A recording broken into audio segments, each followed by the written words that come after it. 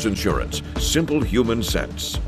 We have some precipitation falling across mid-Michigan this afternoon. Even though satellite and radar primarily shows rain across the area, we are seeing some wet snowflakes falling over in Jackson and for most areas south of I-94.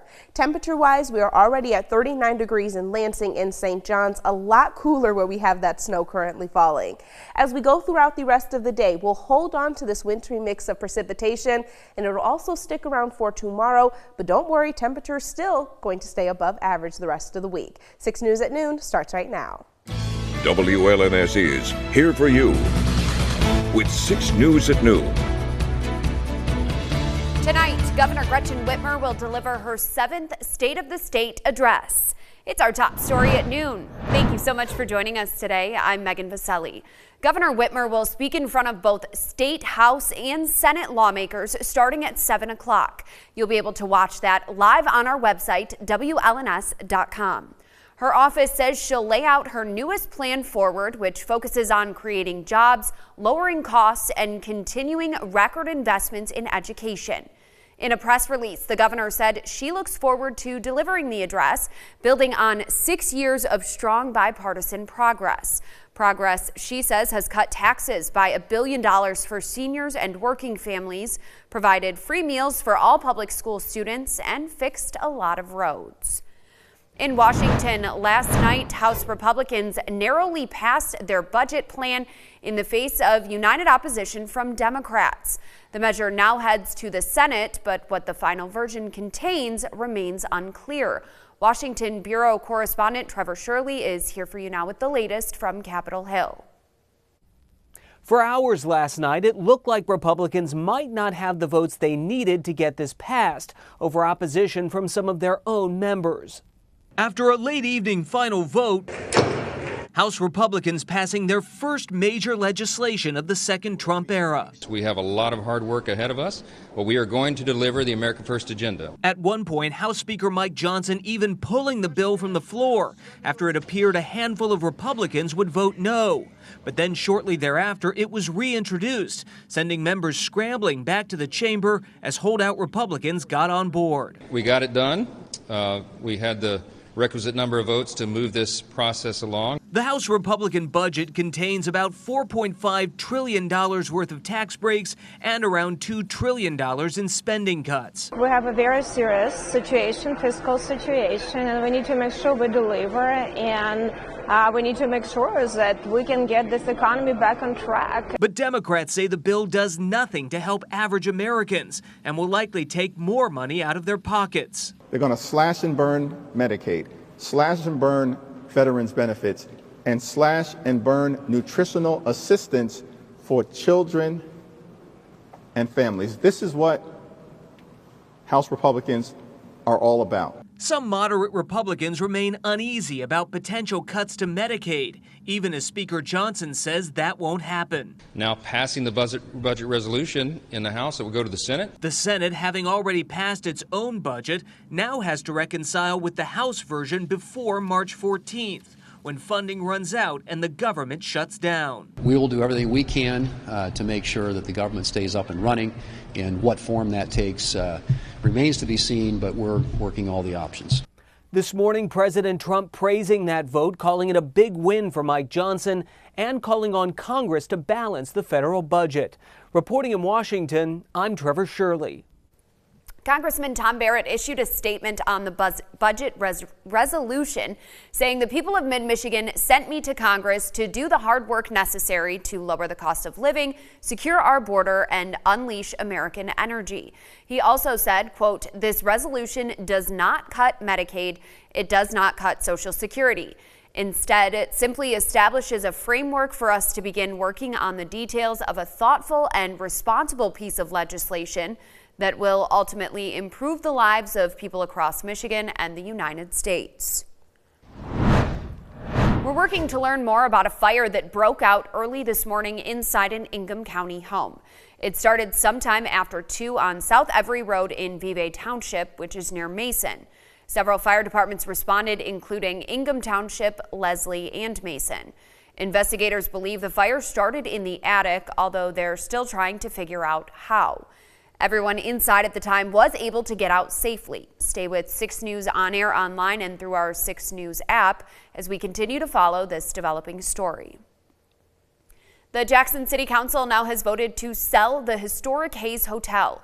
We're told Collier Gibson, a property development company based in Ohio, will buy the property for $25 grand.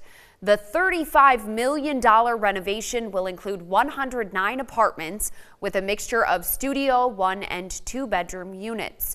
It also will include retail, restaurant, entertainment, and office space, and a fitness center for both tenants and the public. The Hayes property is on West Michigan Avenue, right in the center of downtown Jackson. It was built in 1926, functioned as a hotel until 1975, and recently was listed on the National Register of Historic Places.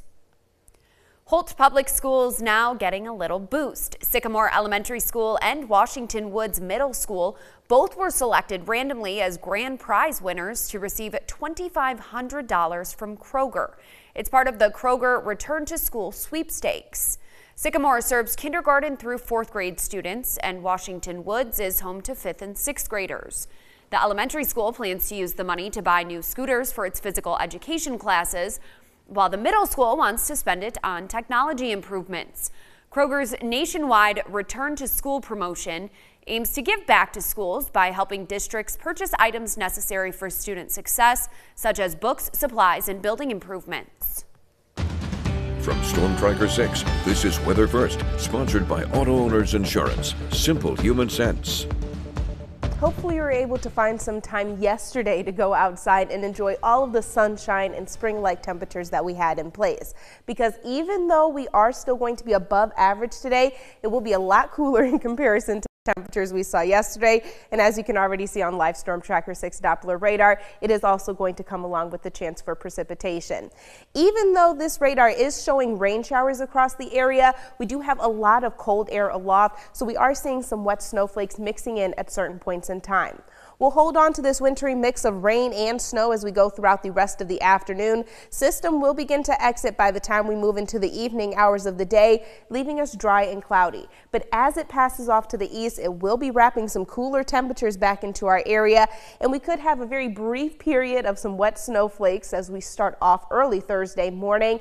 But by the time we get into our Thursday morning commute, we will be dry. But notice another system moving in the afternoon will bring us another round of a wintry mix of rain and snow, even though our high temperatures are still going to be in the low 40s on Thursday, because again, we have those cooler temperatures above us.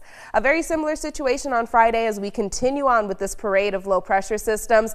This one going to be further off to the north. It'll give us right around a 20% chance for an isolated sprinkle, but the biggest impact that we're going to see from that system on Friday, all going to come down to our wind gusts. Notice by the time we get into Friday afternoon, our winds will be gusting between 30 and 40 miles per hour. And they'll stay in that similar range as we go throughout the second half of the day. By then, it does look like, thankfully, we will calm things down, but also really cool things down in time for the weekend.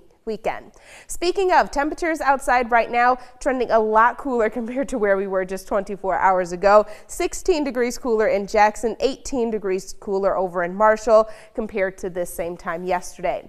Over at the Capitol, right now we have been dry thus far. Temperatures at 39 degrees. We still have a very slight wind chill that we will need to think about for the next few hours.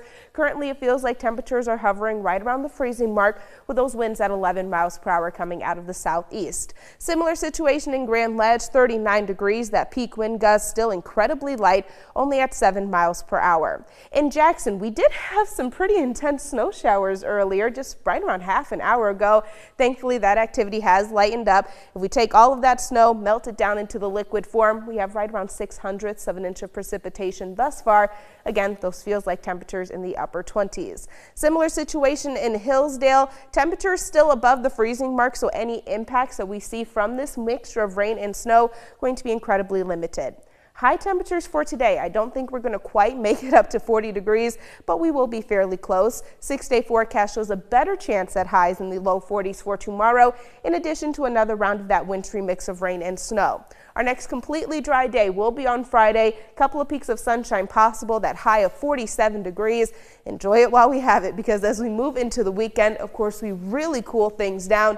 Temperatures in the upper 20s on Saturday, low 30s on Sunday. Thankfully, we return to that spring-like feeling in time for next week. Perfect. We'll take it. Yeah. It's been a lot. We've had a lot going on here. Yeah, so at least we can appreciate the warm weather while we have it. Yeah, and your sister Leah, who's visiting us, can also appreciate it. Yeah, she's over there in the studio. I know she was very happy yesterday with the 50s that we had. Absolutely. All right, well, coming up, we'll take a look at how federal budget cuts could impact our nation's parks and forests.